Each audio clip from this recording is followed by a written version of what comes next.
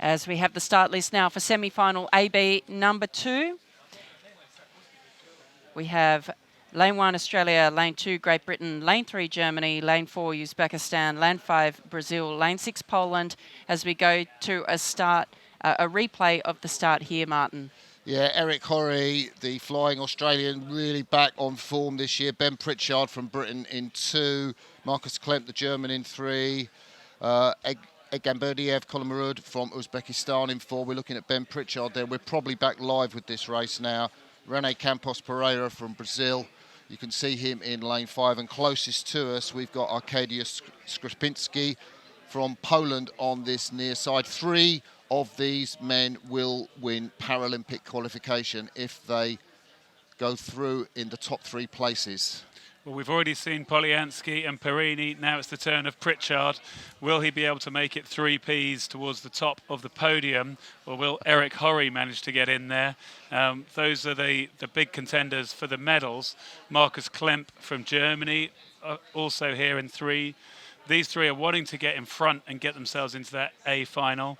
I wonder whether there'll be any other challengers who can get in amongst them. Yeah, we saw Klemp in his last race having a really fast start and getting himself into the race early, but I would expect, as we see a little look there from Eric Horry over on the far side, that his timing, his run pretty well here. I've been chatting to his coach and the Australian team, of course, throughout the week, and they're feeling pretty good about Eric and where he's at in terms of his preparation. So I think we will see him really start to challenge for the race win down the track. But it is Ben Pritchard who will lead through the first 500-metre marker, followed by Australia, Germany, Uzbekistan, Brazil and Poland. Ben's been hit by injury this year. Of course, had the birth of new baby for him in the family.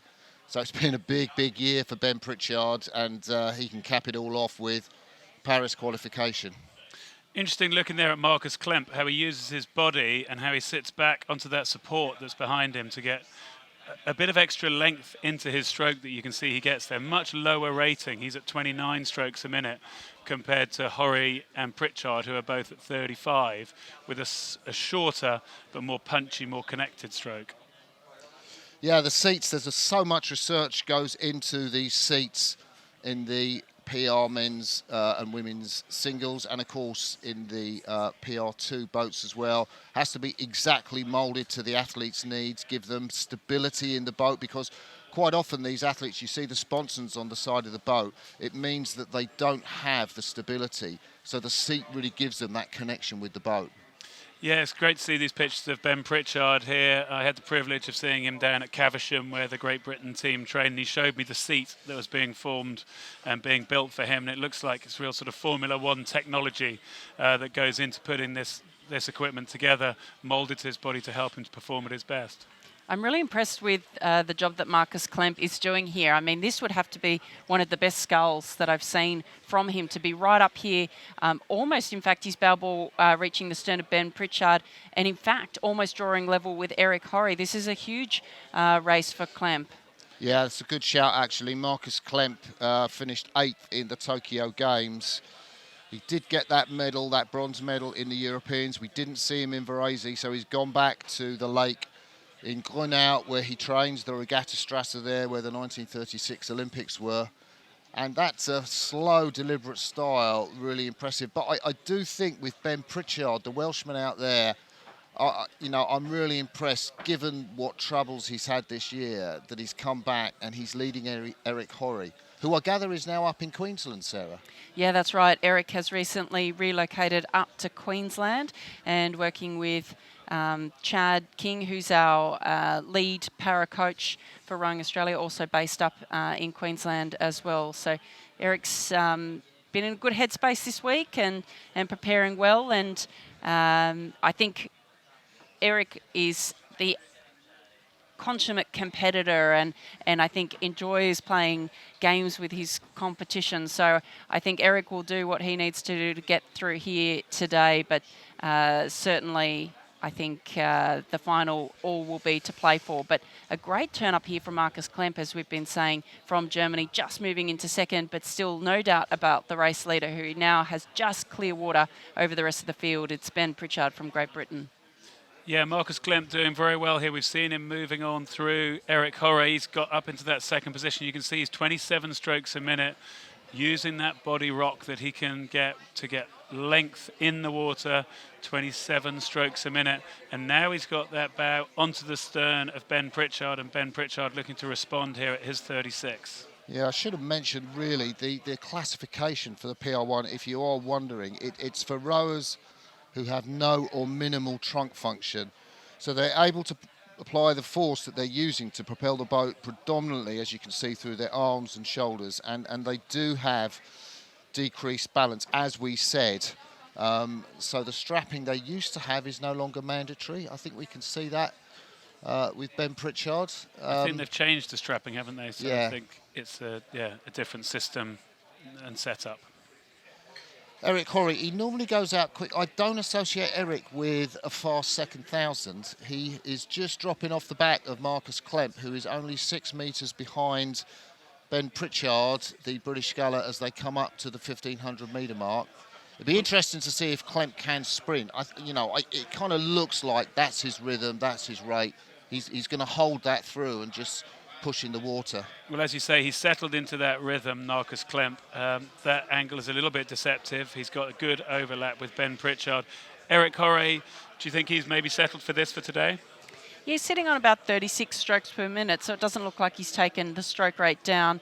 But I think doing what he needs to do to get through today will be the first task, so securing one of those 3 qualifying positions. We can see that the first 3 scullers are well clear as they come through the 1,500, Great Britain, Germany, Australia, and then Brazil, Uzbekistan and Poland. So it'll be a big effort if Uzbekistan or Brazil want to try and get themselves level with Horre and get into a qualifying position.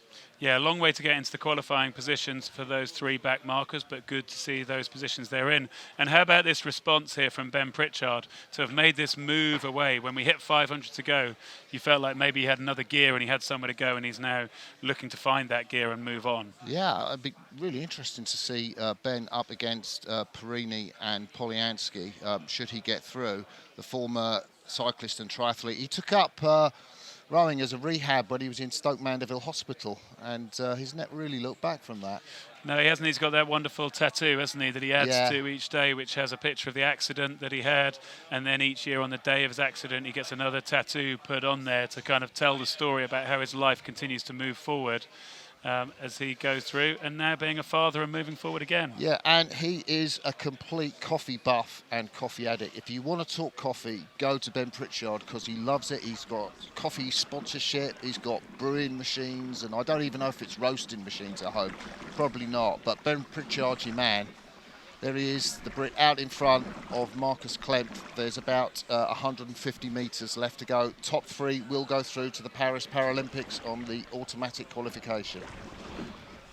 Interestingly, Marcus Klemp is the fastest moving boat on the course, but it looks like Ben Pritchard is covering that move now. Ben's gone up to 41 strokes per minute, so he's going down to the line. Yeah, Ben Pritchard using the rate here to make sure he keeps Marcus Klemp behind him. The German sculler hasn't needed to bring the rate up too much, but he has brought the boat speed up. But Ben Pritchard responding to it very well as they're coming down in front of us towards the finish line. So the second semi-final of the PR1 men's single sculls ends with Ben Pritchard winning the race, qualifies to Paris. Let's see a little punch in the air, maybe he's quite cool. And Marcus Klemp, the German, in second place. I'm not sure he would have expected to beat Eric Horre. Really good finish from Colin Marud from Uzbekistan to take the 4th place. That's going to put him in good stead for maybe that 7th place in the B final that will get him to Paris. Rene Campos Pereira coming in from Brazil, and Arkadia Skripinski from Poland, I think, will finish in 6th place. Is that right? Yeah, that's right. The Polish sculler just coming down towards the line there, Skriminski. As we take a look, Eric Horre, early race leader, but did what he needed to do today to secure that place in the A final. We see that secured there with Pritchard, Klemp and Horre going through. The Uzbeki sculler positioning himself well for that B final.